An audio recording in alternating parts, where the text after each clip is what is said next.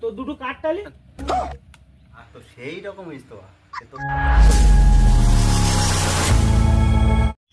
ইমরান শোন আগের তারিখ পিকনিক করেছি পোলট্রি মুরগি দে। আচ্ছা তাই কিডা ইন্নাত করিয়েছে পোলট্রি মুরগি দিয়ে পিকনিক করি ও আর খাওয়া যাবে না, আবার দেশি কিছু দিয়ে খাবো। কে কিডা আছে খাই খেতে আছে বলে জীবনে পোলট্রি মুরগি খাইনি, সারা জীবন হরিণীর গোশ খেয়েছে। শুনেছি এই মহিবকে বাড়ি নাকি দেশি হাঁস মুরগি আছে, চল মুরগিটা নেবো, মনে হয় দাম কম আছে। চলো। ও মহিব ভাই,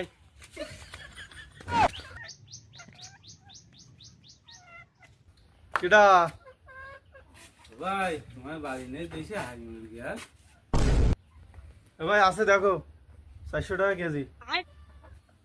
বাবা 400 টাকা মুরগির কেজি? হাঁস কেন রাজা হাঁস? এই দাঁড়া, এই এটা রাজার 4-5 কেজি ওজন, আনতে ঠাওয়াবি টাকা। এটা মুরগি নেবো 1-1.5 কেজি ওজন, 400-500 টাকায় শেষ। কিরামটা লাগে? ওই ইটটা মুরগি 1-1.5 কেজি ওজন, কাটলি পাকনা মুরগি বাদ দিয়ে থাকবে না 1 কেজি। ও কাট দিবি তুই? ও আমার লাগবে নি কা? মতির খাওয়া খাবি নে? আরে আমরা 4-5 জন লোক, একটা মুরগি খাই হয়, আগের তারিখ আমার ভাগ হয়ে মাত্র 3 পিস, ও আমি রাজি না। রাজাস টানবো, মনবুরি খাবো। এইসে আরেক পেটু, রাজা হাঁসই খাবো। তাহলে তোরা কর, আমি করবো না, আমার কাছে টাকা নেই। টাকা নেই তাহলে পিকনিক খাবে তাই সব কা? তুই প্রত্যেকটা তো ঝামেলা করিস বলো। এ গায়ে হাত দিবি নি কই দিলাম? গায়ে দিলে তুই কি করবি? গায়ে হাত দিলে কি করবো মানে? দেখ তাহলে কিরামটা লাগে। তোরা মারামারি কর, আমি বসে বসে দেখি, পিকনিক করা লাগবে না। এই তোরা কি নিবি না নিবি রাস্তাতে সিদ্ধান্ত করে আয়, বাড়ি প্রবেশে ঝামেলা করিস, যা বেরো।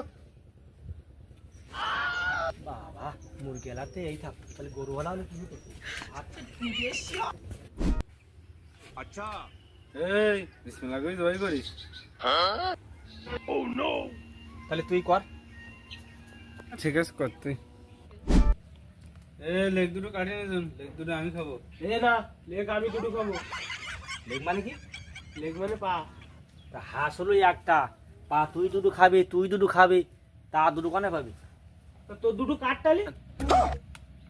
তা নেয় দা নেয়, আমার দুটো কাট। ভাই আমার গোশ বেশি দিতে হবে বলে, আগের পিকনিকে আমার গোশ কমেই গেছে, এবার কিন্তু আমার বেশি করে দেবা।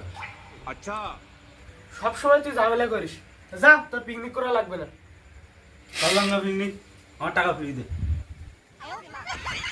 এ মহিব গোস্ত আসলে তো অসম্ভব সুন্দর ইস্তো, পাক তো সেই রকম ইস্তফা, সে তো মুখে লাথি মেরে তো মুখে তো সারান দিতিস না।